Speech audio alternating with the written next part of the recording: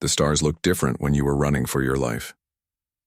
Captain Marcus Chen stood on the bridge of the human flagship Defiance, watching the swirling lights of Zephyrian space through the main viewport. Behind them, somewhere in the darkness, the Void Hunters were still coming. They had been chasing the human fleet for 3 months now, picking off stragglers, consuming entire ships and crews like cosmic parasites. "Sir, we're receiving a response from the Zephyrian Empire," reported Lieutenant Sarah Walsh from her communications station. Her voice carried the exhaustion they all felt after months of running and fighting. Chen nodded, his weathered face showing no emotion. He had been leading humanity's scattered survivors since Earth fell, and every decision weighed on him like a mountain. "Put it through."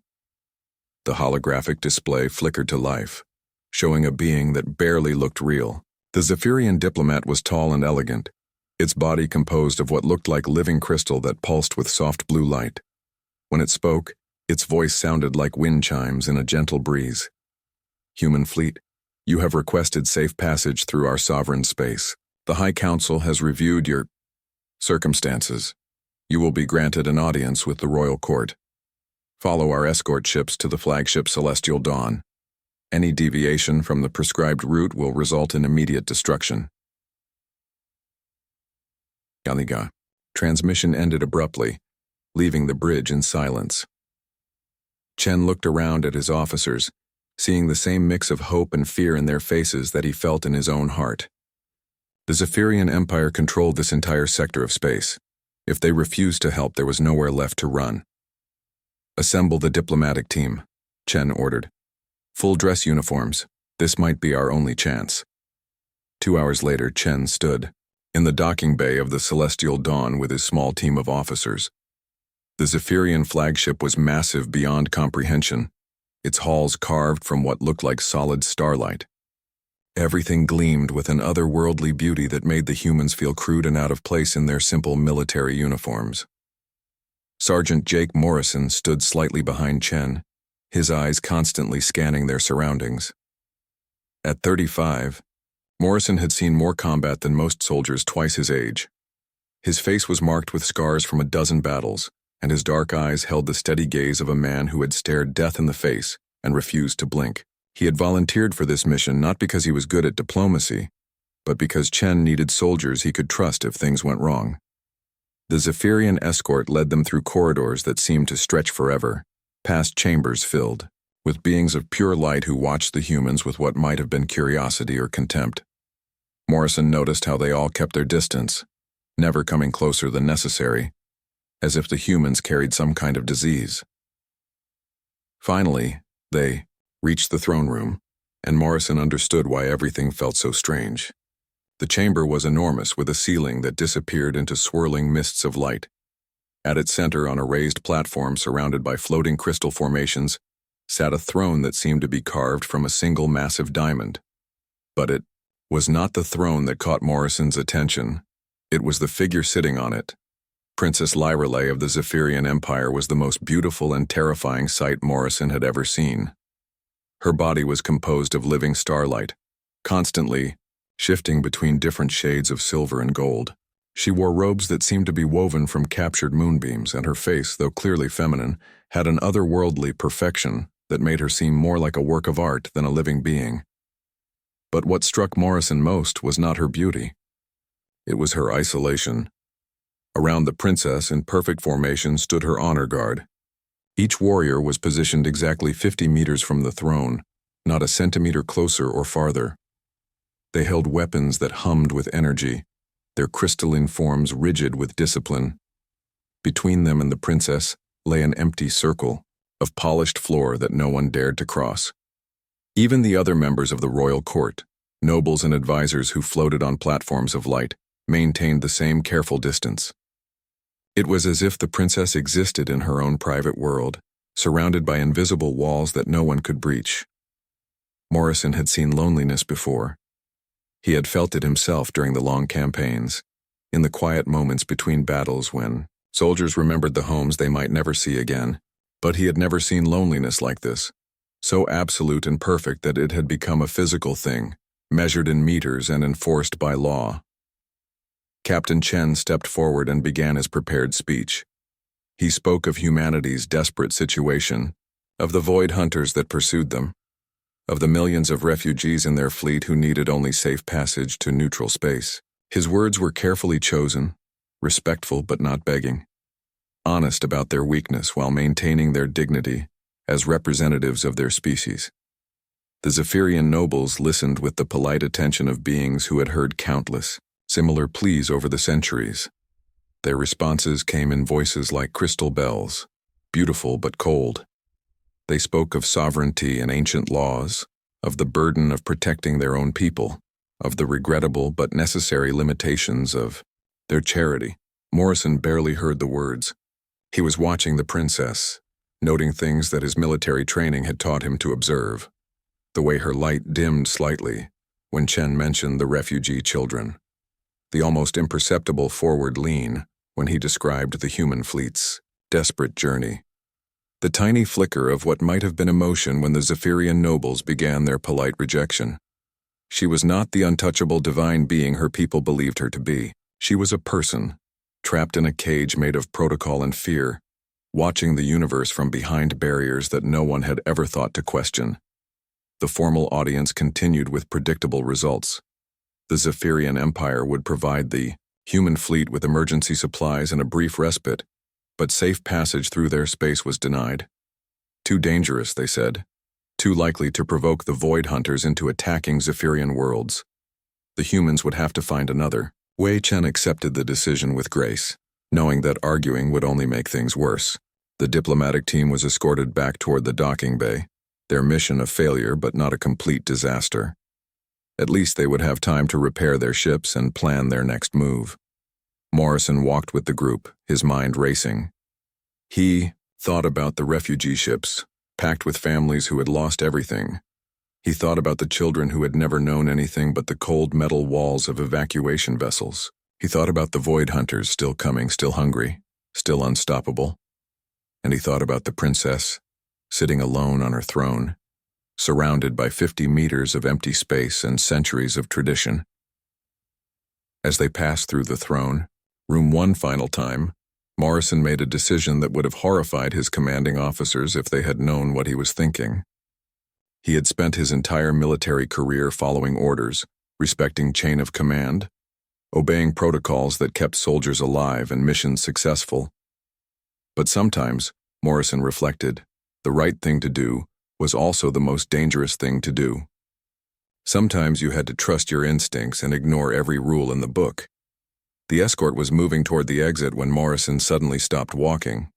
The other humans continued for several steps before realizing he was no longer with them.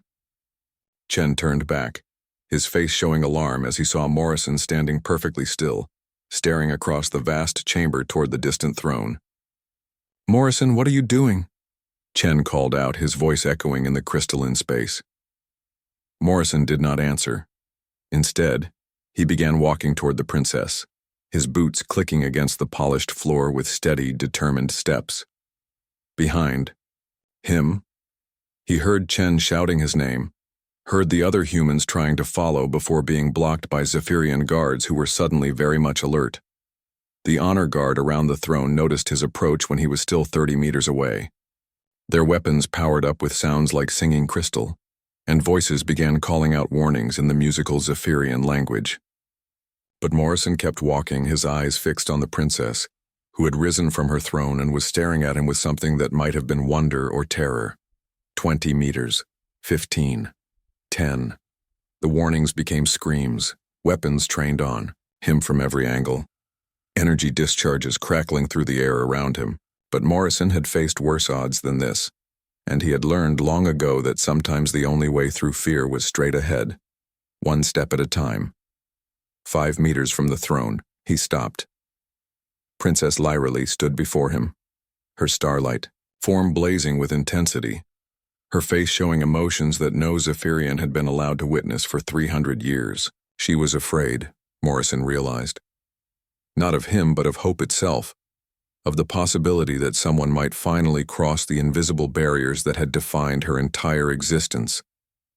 Morrison smiled, the same gentle smile he had used to comfort wounded soldiers and frightened civilians.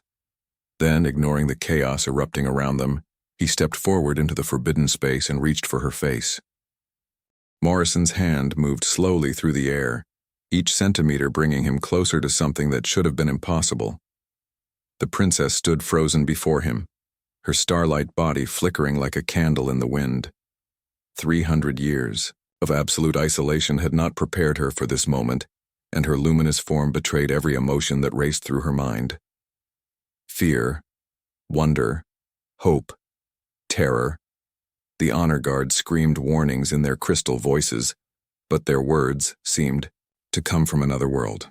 Morrison could hear Captain Chen shouting his name somewhere behind him, could feel the energy weapons charging with deadly intent, could sense the entire throne room holding its breath as he committed what might be the greatest act of blasphemy in Zephyrian history.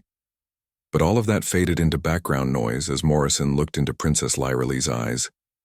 They were silver, like captured moonlight, and they held a depth of longing that spoke to something deep in his soldier's heart. He had seen that same look in the faces of refugees who had given up hope, in wounded comrades who thought they would never see home again, in children who had forgotten what it felt like to be safe. Do not touch her. The voice belonged to Lord Commander Zeltak, the highest-ranking noble present. His crystalline form blazed with outrage as he floated closer on his platform of light. She is the divine daughter blessed with the sacred fire. Your mortal flesh will be consumed instantly. Morrison ignored him. His military training had taught him to recognize patterns, to notice details that others missed in the chaos of battle. And what he had noticed during the formal audience was something that apparently no one else in 3 centuries had bothered to observe. The princess's deadly energy was not constant. It flared with her emotions, growing stronger when she was angry or afraid, weakening when she was surprised or vulnerable. Right now, with her guard completely down, with wonder and hope warring with terror in her luminous features, her power was at its lowest ebb. It was still enough to kill him, Morrison knew. But maybe, just maybe, it was not enough to kill him instantly. And sometimes in war and in life maybe was all you had to work with. Please, Princess Lyralee whispered, her voice like distant music. It was the first word she had spoken directly to anyone in decades, and it carried the weight of centuries of isolation. Please do not die because of me. I could not bear it. Morrison smiled, the same gentle expression that had comforted so many frightened souls over the years. Your Highness, he said softly, his voice carrying despite the chaos around them. Dying was never really an option for me. I've got too much left to do. Behind him, the energy weapons reached full charge.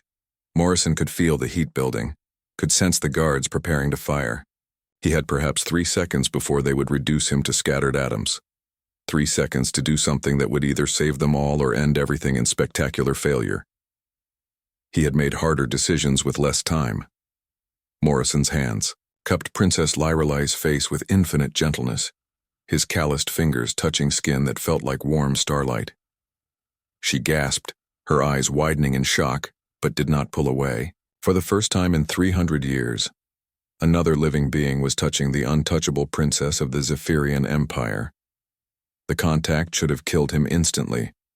The sacred fire that burned within her should have reduced his mortal flesh to nothing more than drifting ash.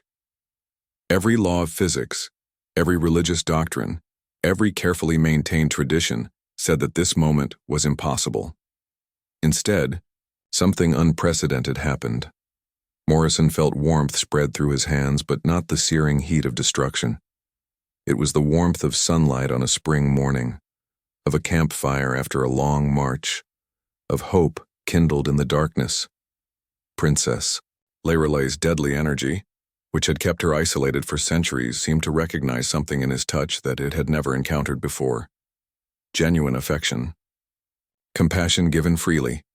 The touch of someone who reached for her not because of what she was, but because of who she was. The energy field around her, so dangerous that even her own people feared it, began to resonate with Morrison's life force instead of destroying it. The sacred fire that was her blessing and her curse found harmony with the simple human courage that had brought him to her side. Morrison leaned forward and kissed her. The throne room exploded into chaos. Light blazed from every surface as Princess Lirele's power responded to the impossible contact.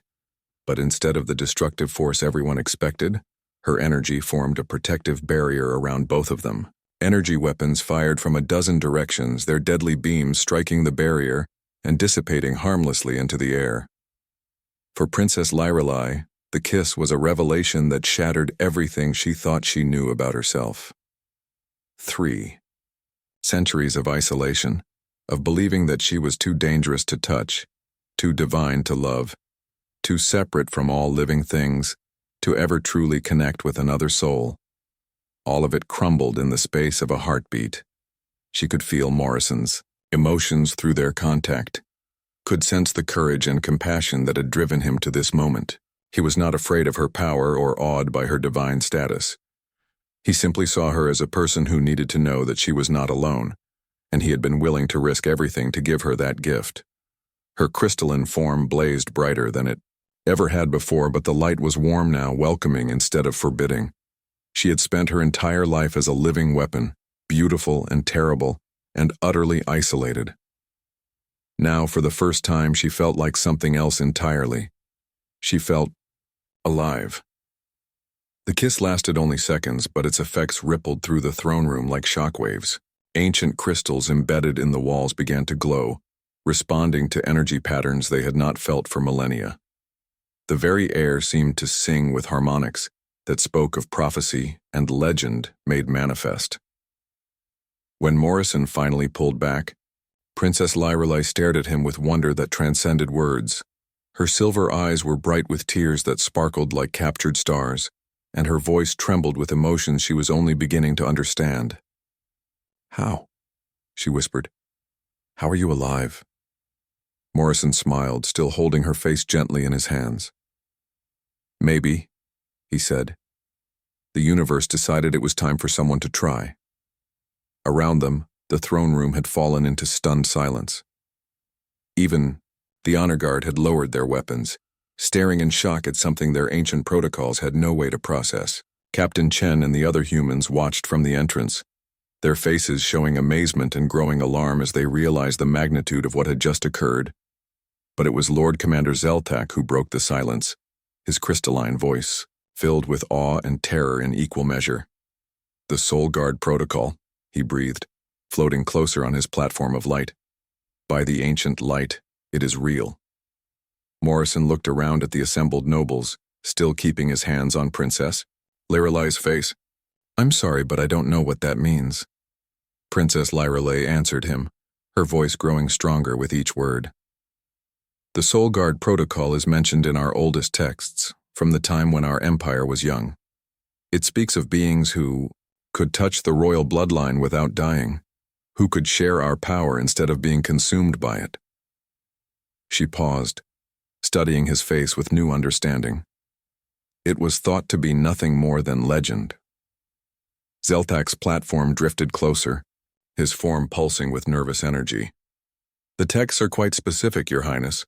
Any being who survives contact with the sacred fire and triggers the Soul Guard Protocol has two possible fates." His voice dropped to barely above a whisper. "Marriage into the royal bloodline, or execution as a security threat." Morrison felt Princess Lirelei stiffen in his hands, saw the joy in her eyes dim as the weight of imperial law crashed down around them. 300 years of isolation, ended by a single kiss, only to be threatened by the very traditions that had created her loneliness in the first place. But Morrison had not survived countless battles by accepting defeat when the odds turned against him. He looked around the throne room at the assembled nobles, at the honor guard still frozen in shock, at Captain Chen and his fellow humans who were beginning to understand that their desperate mission had just become infinitely more complicated. Then he looked back at Princess Lirelei, at the hope and fear warring in her luminous features, and made another decision that would have horrified his commanding officers. "Well then," Morrison said, his voice carrying clearly through the vast chamber, "I suppose we have some talking to do." The princess laughed, a sound like silver bells that filled the throne room with music that had not been heard for centuries. "Yes," she said, her starlight form blazing with new purpose. I believe we do. Neither of them noticed the subtle vibration that ran through the flagship's hull, or the way the ancient detection arrays began tracking new contacts at the edge of Zephyrian space. The Void Hunters had found them at last, drawn by the massive energy discharge of the Soul Guard Protocol's activation. The real test was about to begin. The private chambers of Princess Lyrale had been designed for solitude. For 3 centuries they had served as a beautiful prison where the most dangerous woman in the galaxy lived in magnificent isolation. Now, for the first time in living memory, voices filled the crystal corridors as the princess spoke with someone who could actually sit in the same room without fear of death. Morrison sat across from her at a table made from a single piece of carved moonstone, still amazed that he was alive. The princess had changed into simpler robes that glowed with a softer light, and her energy field had stabilized into something that felt warm rather than threatening. She looked almost normal now, if normal could be used to describe a being, made of living starlight. Tell me about Earth, she said, her silver eyes bright with curiosity. Tell me about your home. Morrison smiled, remembering blue skies and green forests that existed now only in the memories of refugees. It was beautiful. Not like this place with all its crystal and light, but beautiful in its own way. We had oceans that stretched to the horizon, mountains that touched the clouds, cities full of people who never had to worry about being too dangerous to touch. Princess Lyrale leaned forward, fascinated. And families? You lived with others, in the same spaces, touching them, freely. Every day, Morrison nodded. My sister used to hug me so tight I could barely breathe when I came home from deployment. My nephew would climb all over me like I was a playground. We never thought twice about it. The princess was quiet for a long moment, her form flickering, with emotions she was still learning to name. I have never been hugged, she said finally. I have never held a child, or felt another person's hand in mine, or... She paused, looking down at her luminous fingers. I did not know how alone I was until you showed me what connection felt like. Before Morrison could respond, the chamber door chimed with an incoming message. Captain Chen's voice echoed through, the crystal walls formal and tense. Princess, the High Council requests your immediate presence in the war chamber. The situation has evolved. Morrison and the princess exchanged glances. They both knew that nothing good ever came from urgent summons to war chambers, especially when the alternative was execution or forced marriage. The war chamber was a vast spherical room at the heart of the flagship, its walls covered with tactical displays showing the positions of every ship in Zephyrian space. The High Council floated on their platforms of light around a central holographic projection, their crystalline forms rigid with tension. Lord Commander Zelthak spoke as soon as they entered. Your Highness, our deep space sensors have detected massive energy signatures at the edge of our territory. The Void Hunters have found us. Morrison felt his blood turn to ice. He had hoped they would have more time, that somehow the ancient enemy would lose their trail in the vastness of space. But the Void Hunters were nothing if not persistent. Princess Lyrale moved to study the tactical display, her newfound confidence evident in every gesture. How many ships? 300 confirmed contacts, reported Admiral Vex, the fleet commander.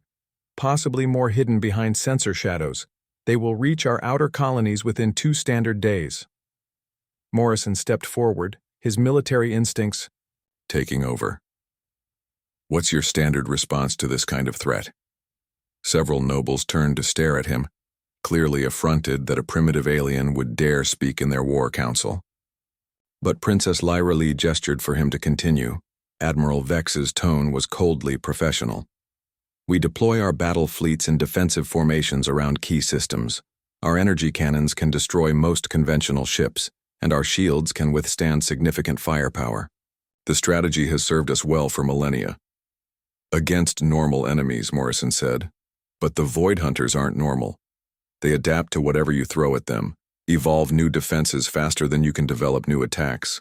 Traditional tactics don't work against them.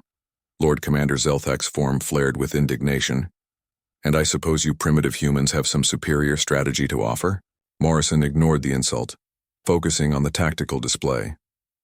We learned to fight them by being unpredictable. Hit-and-run tactics, asymmetric warfare, using their own evolution against them. But it costs ships, and it costs lives. Unacceptable, Admiral Vex declared. Zephyrian doctrine does not allow for acceptable losses.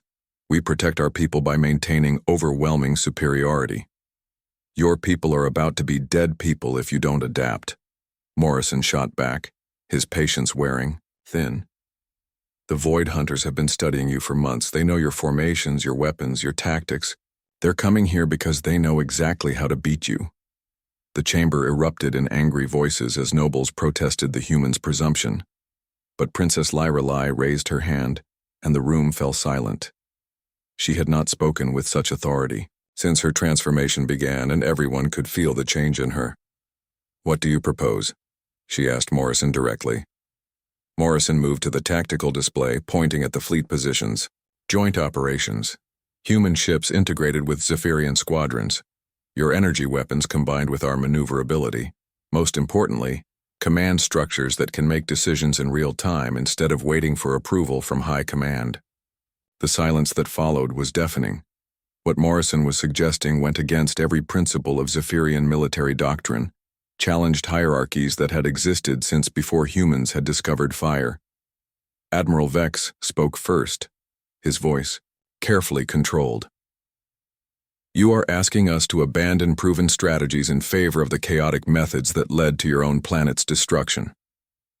Morrison felt the blow, but he had learned long ago not to let personal pain cloud his tactical judgment.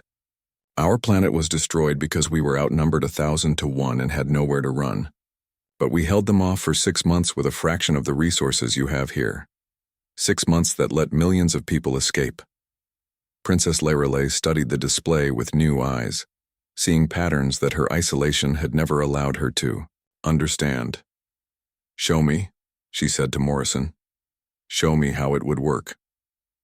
For the next hour, Morrison outlined tactics that made the Zephyrian commanders alternately fascinated and horrified. He spoke of sacrificial attacks designed to gather intelligence, of feints and retreats that would draw the enemy into vulnerable positions, of coordinated strikes that relied on split-second timing rather than overwhelming force. But what disturbed them most was his insistence that Princess Lyrelai should fight on the front lines. "Absolutely not," Lord Commander Zelthak declared.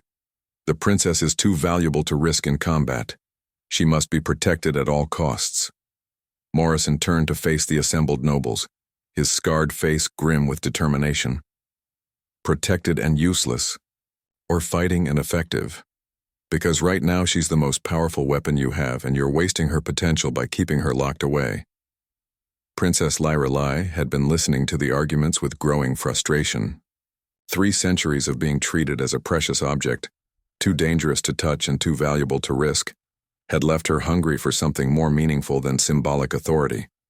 "I will fight," she said, her voice cutting through the debate like a blade. "The Void Hunters destroyed the human homeworld. They threaten our colonies and our people. I will not hide in safety while others die for me." The nobles protested in voices like breaking crystal, but the princess had made her decision. Morrison watched her with growing respect as she took command of the situation, using her newfound emotional strength to assert authority that went far beyond royal bloodline. But there were other problems brewing beneath the surface of military planning. Morrison could see it in the glances exchanged between certain nobles, in the whispered conversations that stopped when he approached, in the cold calculation behind eyes that should have shown warmth for their princess. The Soul Guard protocol had placed him in an impossible position. As a being who had survived contact with the sacred fire, imperial law granted him certain rights and protections, but it also made him a threat to established power structures, a wild card that could upset centuries of careful political balance. Some nobles saw him as an opportunity to control the princess through manipulation or marriage. Others viewed him as a dangerous alien influence that needed to be eliminated as soon as politically feasible. None of them seemed interested in treating him as a person rather than a political problem.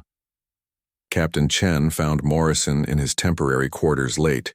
That night, after hours of tactical planning and political maneuvering, the older man looked exhausted, carrying the weight of leadership that Morrison remembered all too well.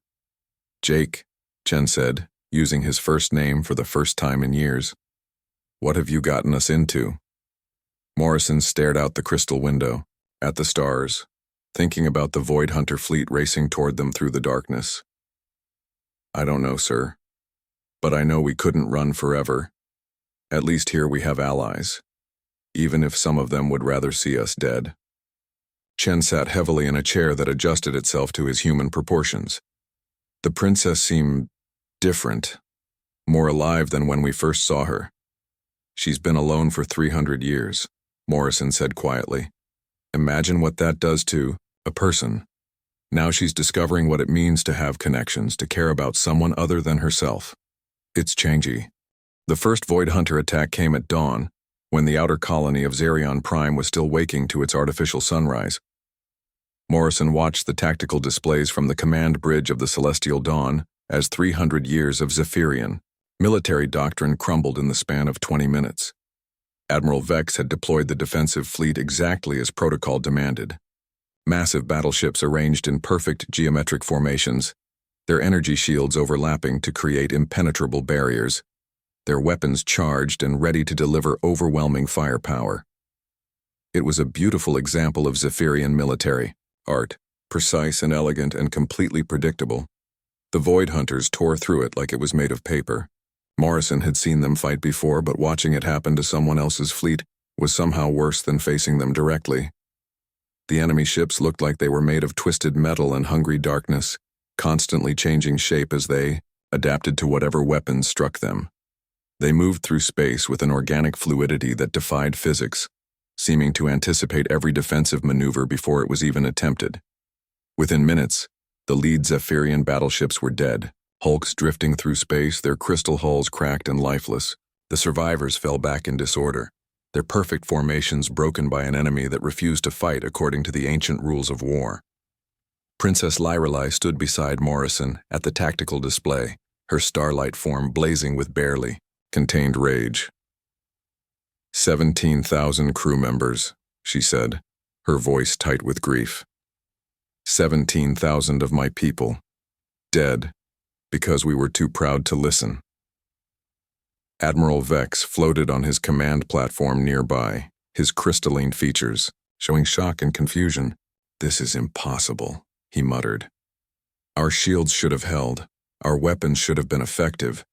They are using technology we do not understand."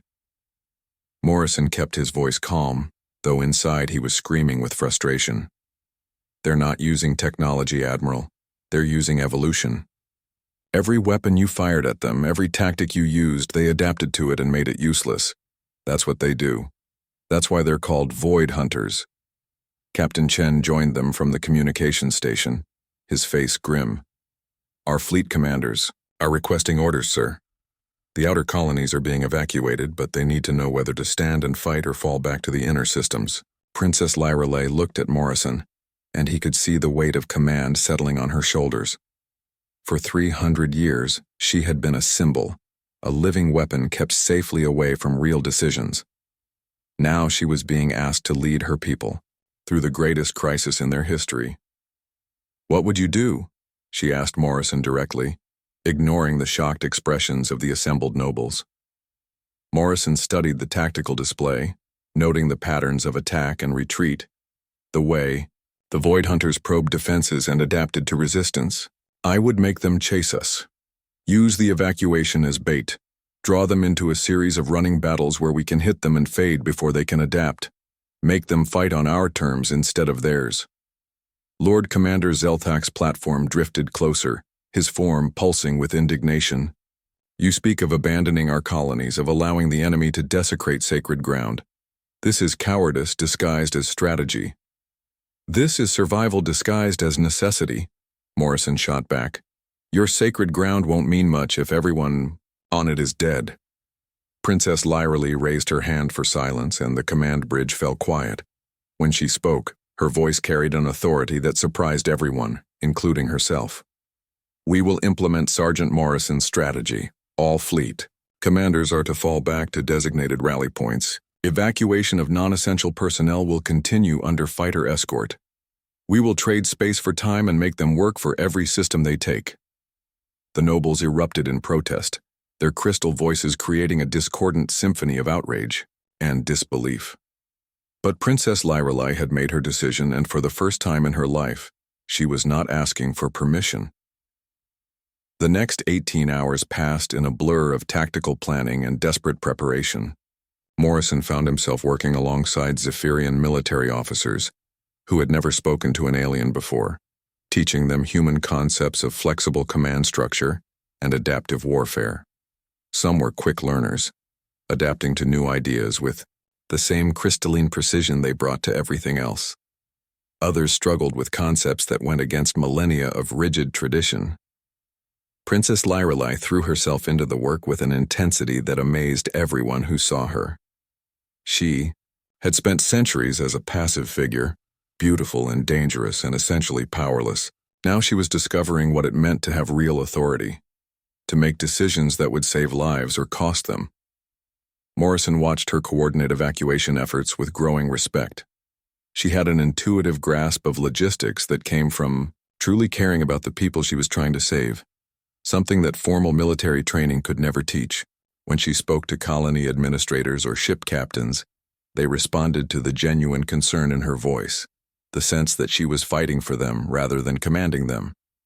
But the political undercurrents continued to complicate everything. Morrison could see it in the way certain nobles positioned themselves during strategy sessions, in the careful phrasing of their suggestions, in the glances they exchanged when they thought no one was watching. The Soul Guard protocol had created a situation that threatened the established order. Princess Lyrelai's growing independence, combined with Morrison's influence on military strategy, represented a shift in power that made many people very nervous. Captain Chen found Morrison in the armory, where he was studying Zephyrian weapons and trying to understand how they might be integrated with human tactics. The energy rifles were works of art, their crystal matrices capable of devastating firepower, but they were designed for the precise, overwhelming attacks that the Zephyrians preferred. "Jake, we need to talk," Chen said, his voice carrying the weight of command decisions that went far beyond military strategy. Morrison looked up from the weapon he was examining. "What's on your mind, sir?" "Intelligence reports," Chen replied, activating a privacy screen around them. "Some of the noble houses are getting restless. There's talk that the princess is being unduly influenced by alien advisors, that traditional authority is being undermined." Morrison set down the energy rifle, suddenly understanding the broader implications of what he had started. "They're planning something. Lord Commander Zelthak has been meeting privately with several faction leaders. They're using the military crisis as cover, but the real issue is political control. If they can prove that your influence is detrimental to the Empire's security, they can force the princess to choose between you and her throne." Morrison felt a chill that had nothing to do with the armory's climate control. He had seen political coups before, knew how they developed in the shadows while everyone else focused on external threats. "What are our options?" Chen looked older than his years, carrying burdens that went far beyond military command. "We could request transfer back to the human fleet, remove you from the equation before it becomes a larger crisis." "And leave Princess Lyrelai to face this alone?" Morrison shook his head. "Not going to happen. She needs allies now more than ever." "Then we need to make sure her first major military decision is a success," Chen said grimly, "because if this strategy fails, if we lose more colonies or more ships, they'll use it as proof that human influence is destroying the Empire." Before Morrison could respond, alarms began sounding throughout the ship. Emergency lights bathed the armory in red as the command staff was summoned to battle stations. Through the crystal walls, Morrison could see other ships in the fleet changing course, moving into formation for what looked like a major engagement. They ran to the command bridge where Princess Lyrelai stood before the main tactical display with an expression of grim determination. The screen showed a massive Void Hunter fleet bearing down on the industrial system of Targon, where millions of civilians were still being evacuated.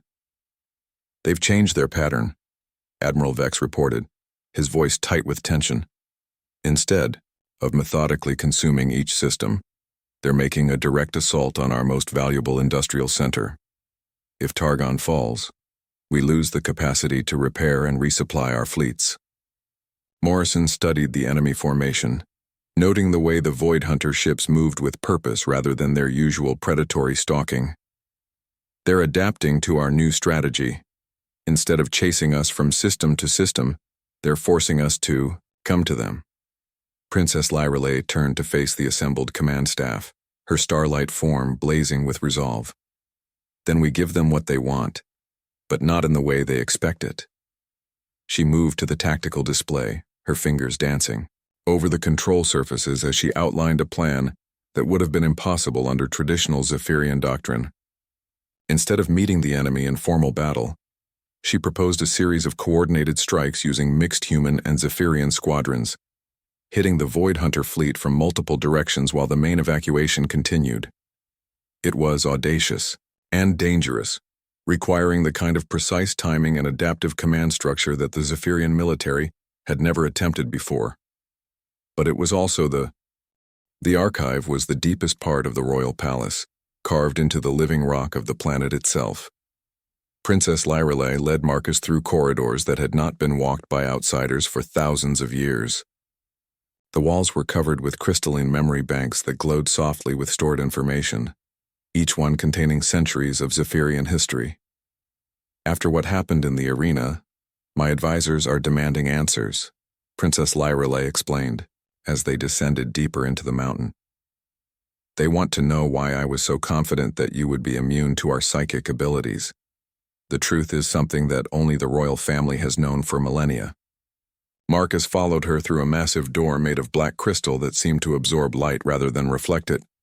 Beyond the door was a chamber unlike anything he had seen before.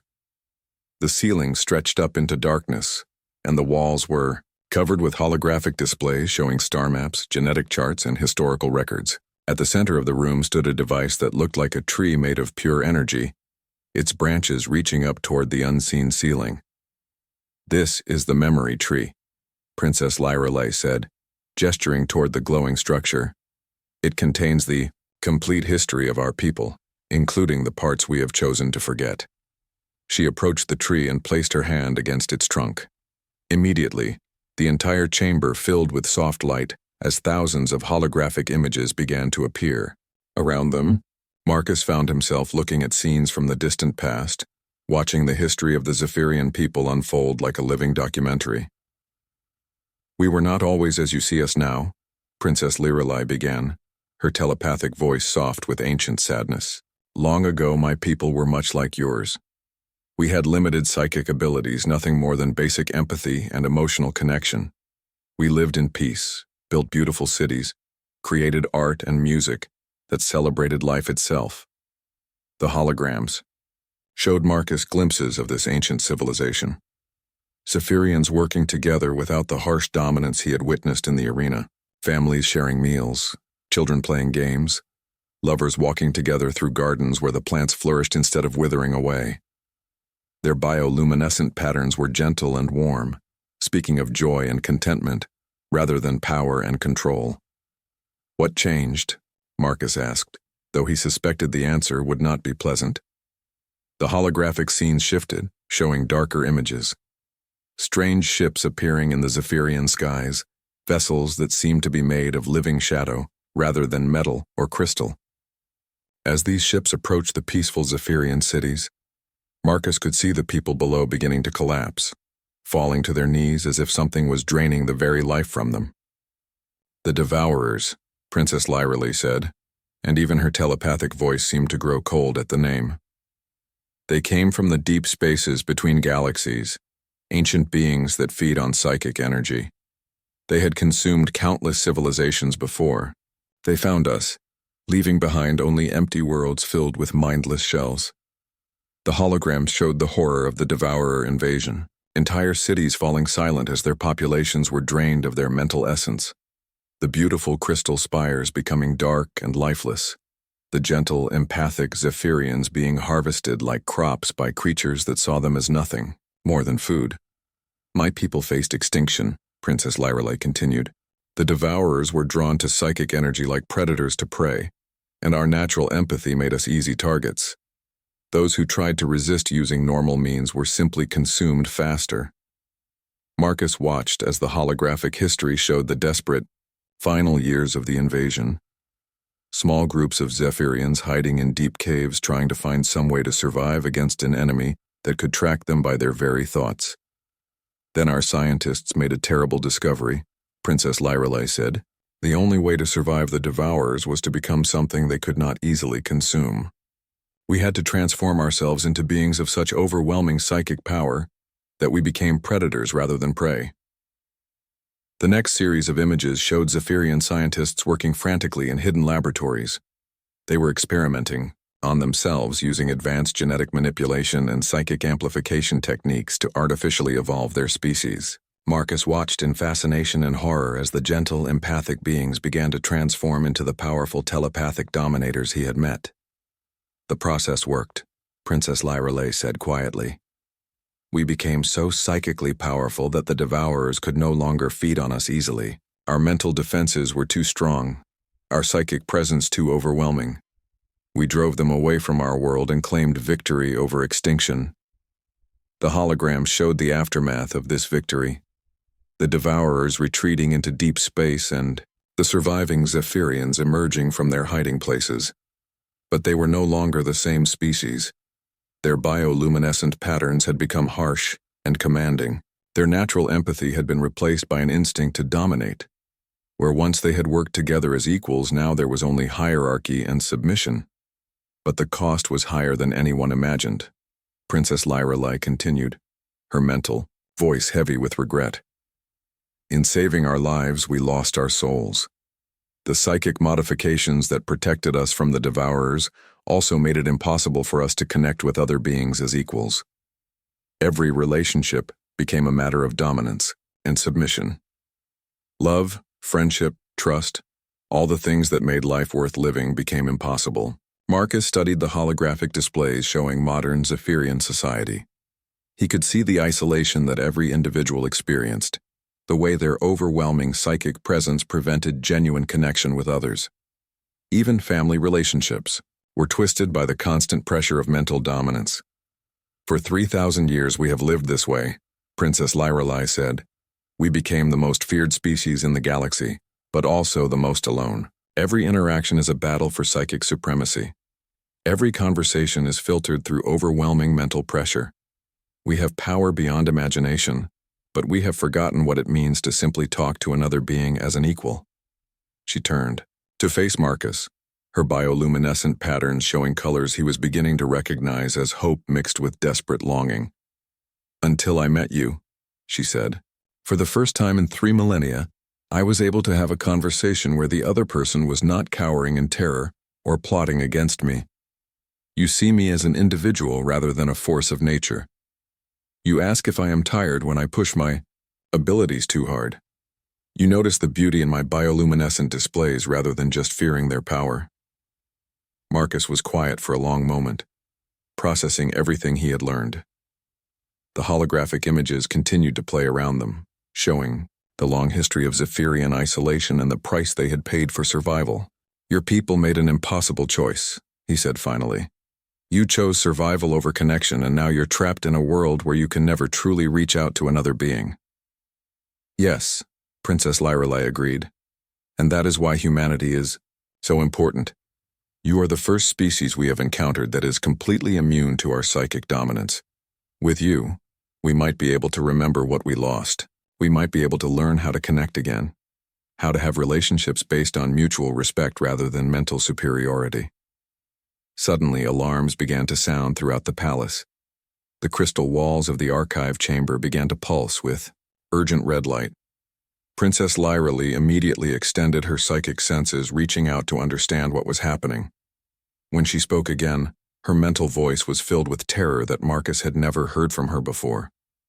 They have returned, she said, her bioluminescent patterns flashing with patterns that spoke of ancient nightmares coming to life. The Devourers.